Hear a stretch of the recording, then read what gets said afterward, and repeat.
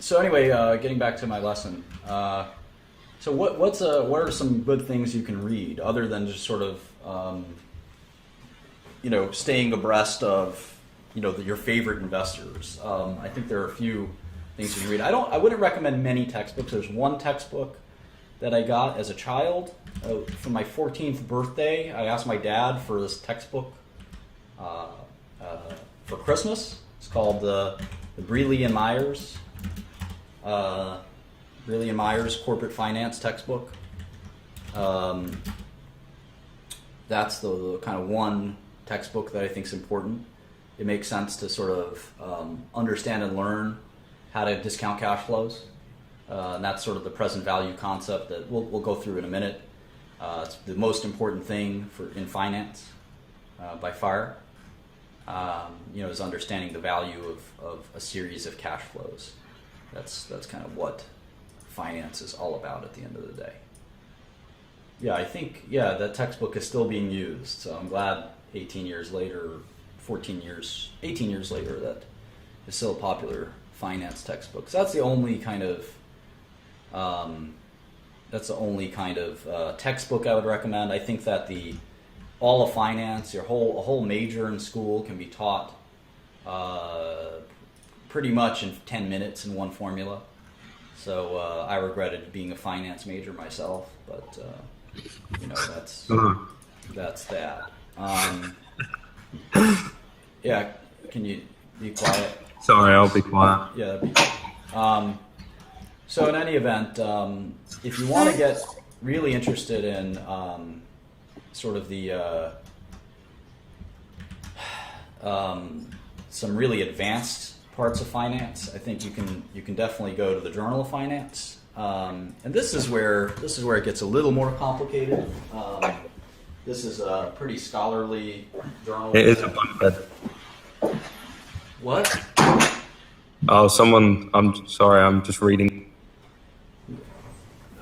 Journal of Finance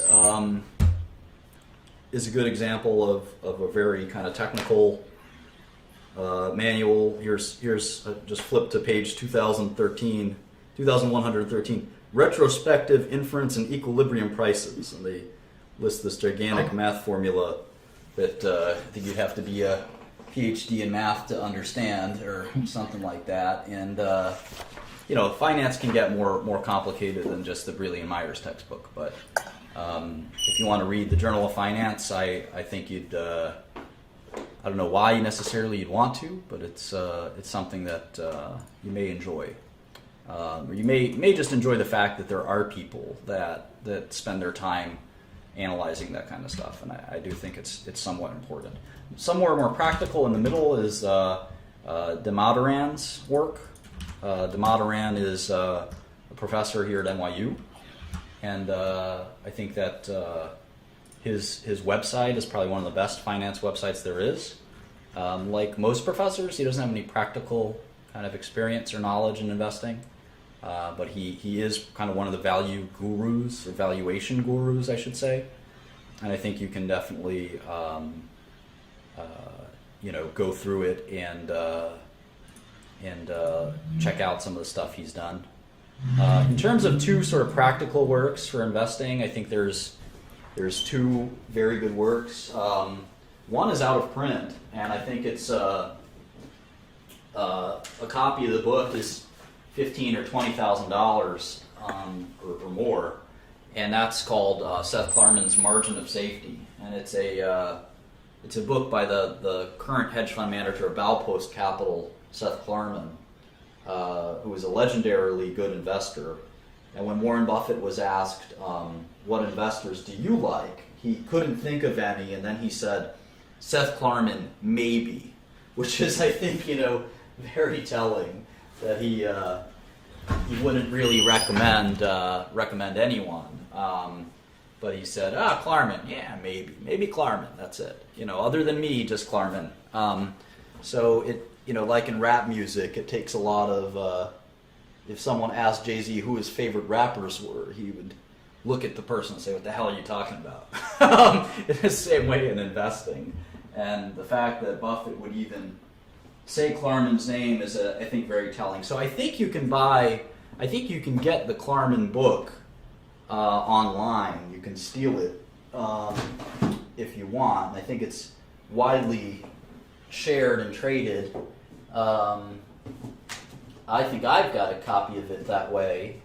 I don't recommend doing that ordinarily, but there's no copies left. And in a case like that, I think most people don't mind getting a copy of The Margin of Safety. The second book I recommend, which I'm trying to find here, I can't find it, is called Phil Fisher's Common Stocks and Uncommon Profits, which is pretty much the only, I think, investing book you need. I don't think the Graham Dodd books are that helpful.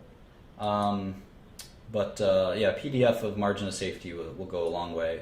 I think you can replace the Graham Dodd books with the Margin of Safety. It's kind of a modern version. So Phil Fisher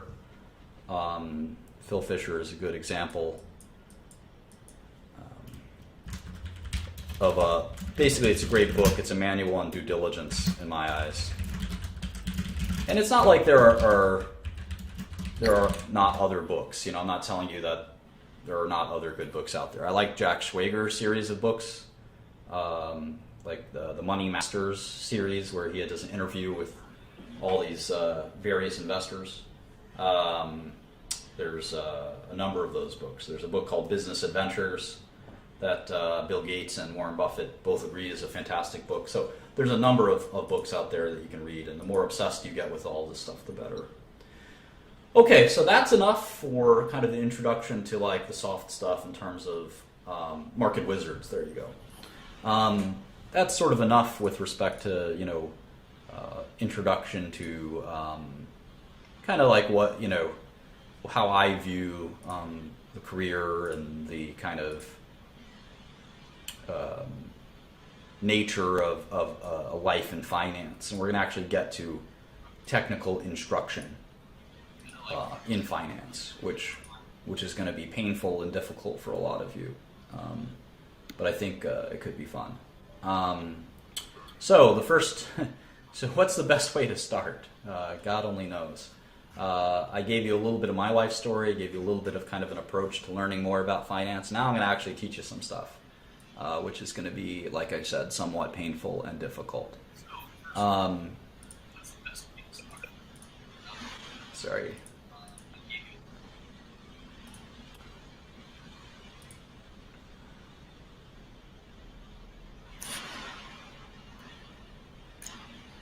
Okay, so where do we start? You'd start with the concept of asset classes. So what's an asset class? We like to, in life, we like to group things, right? And put them in boxes so that we can understand them a little better than anything else. And we do that with assets as well. Asset is a simple, what's an asset? Well, an asset is, I would say, something of value. Right, so it can be anything. It could be a stock, it could be a bond, it could be cash, it could be currency, it could be real estate, it could be intellectual property, anything of any valuable value that you can sort of transact. You can buy it or sell it. That's an asset in my eyes.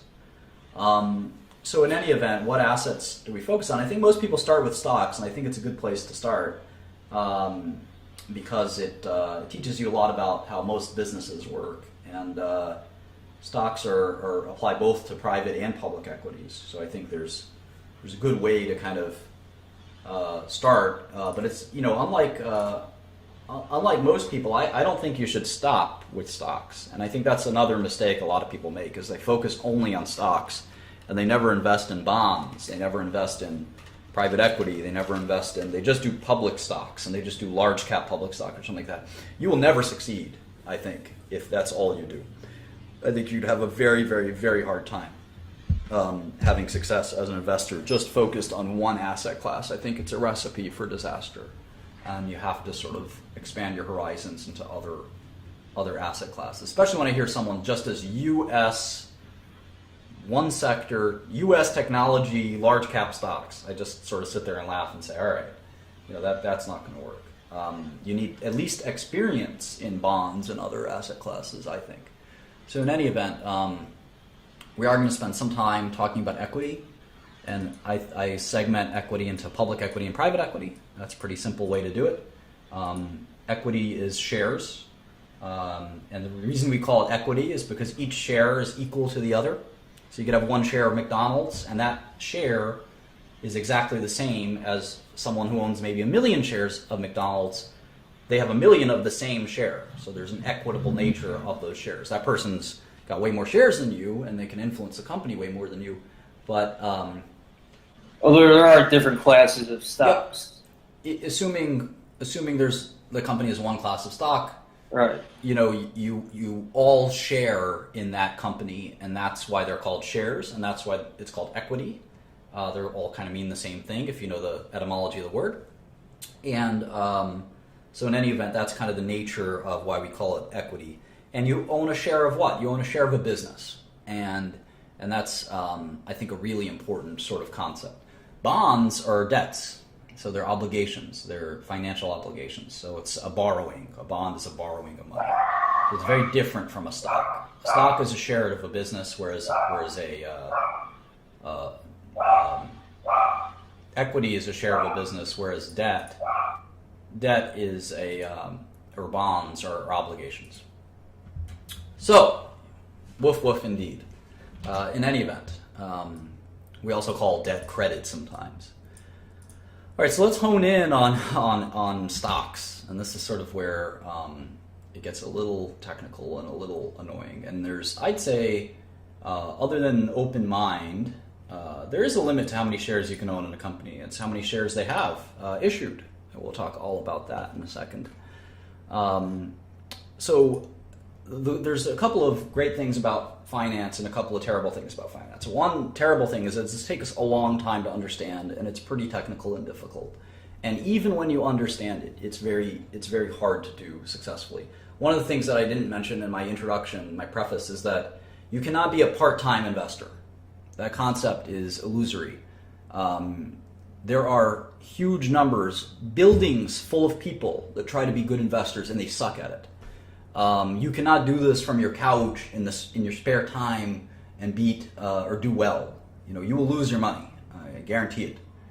Maybe 1 out of 1,000, 1 out of 10,000 will buck the trend, but 99.9% of you will fail miserably. And I think that you should not. The only reason you should be watching this is because you have an interest in professional investing. You will not succeed trying to do this on your own. Like I said, I've employed a floor of people trying to make successful investments, and it doesn't matter if you're trades or investments. It doesn't make a difference. You will not succeed, in my eyes, if you don't make it a full-time effort. You can certainly do it with one person. I don't think it's the number of people that matter. I just think it's the amount of focus and attention that you bring to the table. That's relevant, and it doesn't matter if you're a long-term holder or a short-term holder. And if you can't hack it, don't invest. There's plenty of ways to make money. I think there's if you're Steven Spielberg, you make money making movies. And if you're not Steven Spielberg and you want to be Steven Spielberg, focus on that. Try to become Steven Spielberg. Don't focus on investing. It's not for you. It's fine. If you're a chemist, you're a junior chemist at a chemistry company, you can become a senior chemist and make $1 million a year. Focus on that. Don't focus your spare time on investing unless it's just fun for you. So I think it's really important to kind of be realistic about all of this. So in any event, let's get back to let's get back to equity. So what is a stock? How do I figure this out? Okay, so I was talking about how there's some not cool things like I just described, but there are some cool things. One of the cool things about investing is that all you really need is a copy of Microsoft Excel. And if you can't afford a copy of Microsoft Excel, you have other problems on your hands. But the other thing you do is Google Spreadsheets is a sort of an equivalent, more or less equivalent software. But we use Microsoft Excel as our de facto standard. It's basically the only software you can use. I don't know of anyone using anything other than Microsoft Excel.